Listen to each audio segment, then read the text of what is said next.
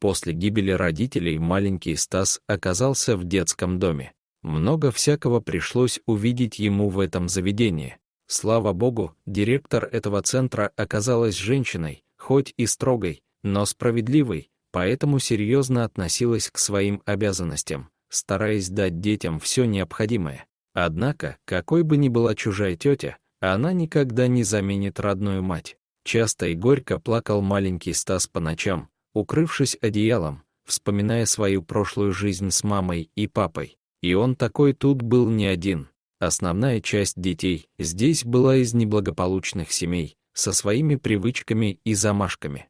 Стасу поначалу было тяжело привыкать к такому, но все же с возрастом у него получилось влиться в коллектив, и даже на мгновение у него получалось чувствовать себя счастливым. Стас был умным и сообразительным мальчиком.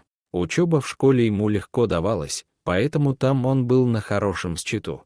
Как-то ночью, как всегда укрывшись ото всех под одеялом, мальчишка, глядя на фотографию родителей, пообещал им и себе, что он обязательно станет успешным человеком, которым мама с папой могли бы гордиться. И действительно, закончив школу серебряной медалью, Стас поступил в строительный институт, а сегодня он уже один из ведущих инженеров крупной строительной компании. Кажется, многого, о чем мечталось в детстве, он уже добился, но на душе почему-то легче не становилось. Не было того ощущения счастья, которое, пусть и отрывками, но посещало его в детстве. Парень вышел из офиса уже под вечер. Посмотрев на хмурое мартовское небо, он, как будто абсолютно не торопясь домой, открыл свой автомобиль и запустил двигатель. Домой и правда не хотелось. Каменная тишина и одиночество, бормотание телевизора да компьютер, от которого и на работе уже тошнит. Нет, не об этом он мечтал в детстве, давая себе обещание, сидя под одеялом. «Что в этой жизни я делаю не так?» — подумал парень, уезжая с парковки. Вальяжно двигаясь на своем автомобиле, Стас выехал на загородную трассу. Стараясь зацепиться глазом за что-то, что отвлечет его от серых мыслей, он наблюдал, как обильные ручьи бегут вдоль дороги. Вдруг парень резко нажал на педаль тормоза и обернулся назад. Стас заметил какое-то движение в дренажной канаве, отводящей воду с дороги. Парень вышел из автомобиля, не глуша двигатель, и направился к странному объекту.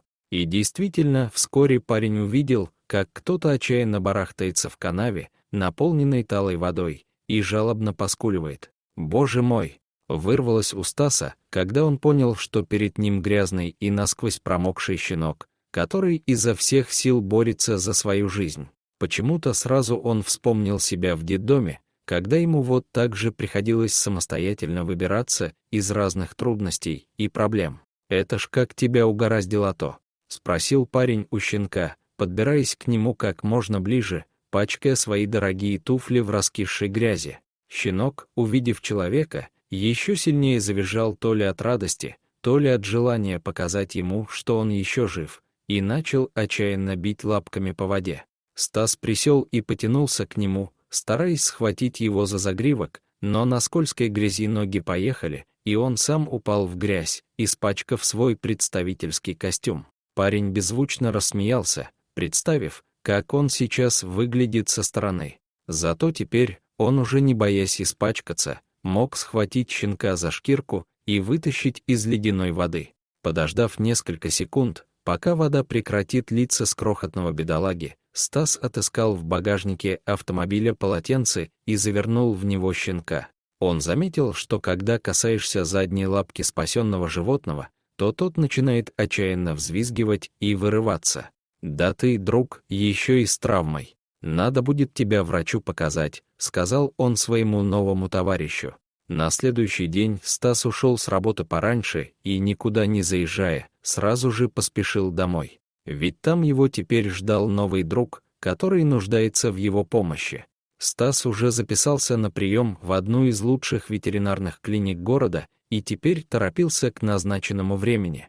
Сегодня Стас был уже абсолютно на другой волне. Щенок же встретил его у порога, искренне радуясь и виляя хвостиком.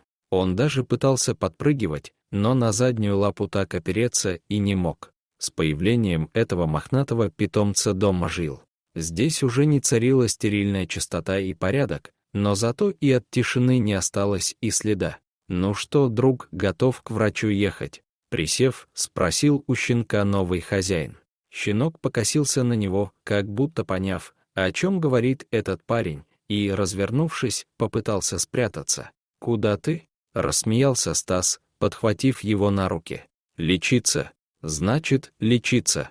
И никаких капризов. Да, все не так просто, как на первый взгляд показалось», задумчиво произнесла молодая девушка-врач, разглядывая снимок лапы. «Как нашего больного зовут?» — спросила она, взглянув на Стаса.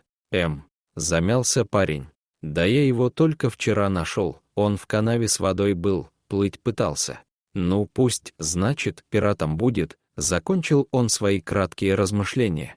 Щенок, повернувшись на него, звонко тявкнул, будто подтверждая, что это имя ему по душе.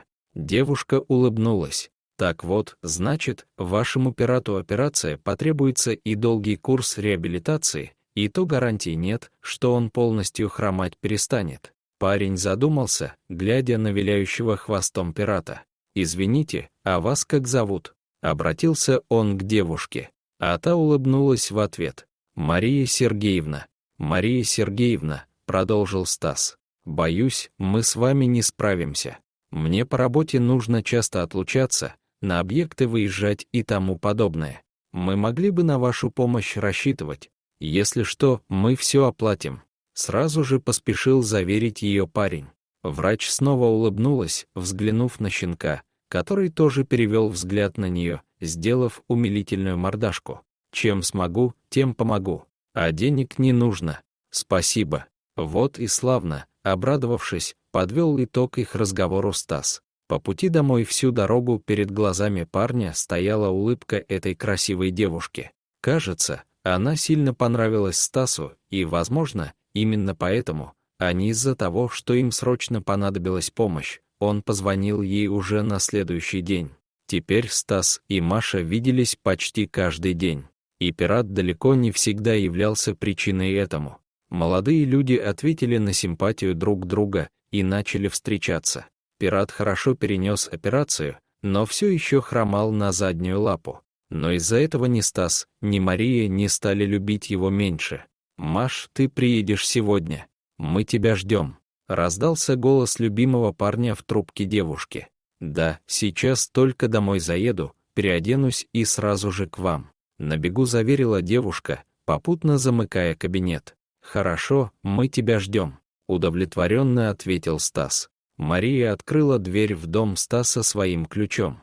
На звонок почему-то никто не отреагировал. Войдя в дом, она с удивлением отметила, что встретил ее только полумрак от горящих по стенам светильников. Она настороженно прошла в комнату, и здесь также царила темнота, и играла тихая музыка. Вдруг двери открылись, и ей навстречу вышел Стас. Он был одет очень торжественно. Молча подойдя к Марии, он опустился на одно колено и взял ее за руку.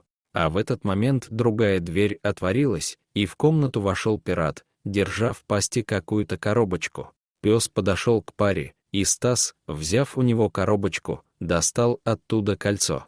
«Скажи, ты выйдешь за меня?» — спросил он, глядя в глаза девушки. Мария, абсолютно не ожидая такого, не смогла сдержать слез. «Да», — ответила она, переводя счастливый взгляд то на парня, то на пирата.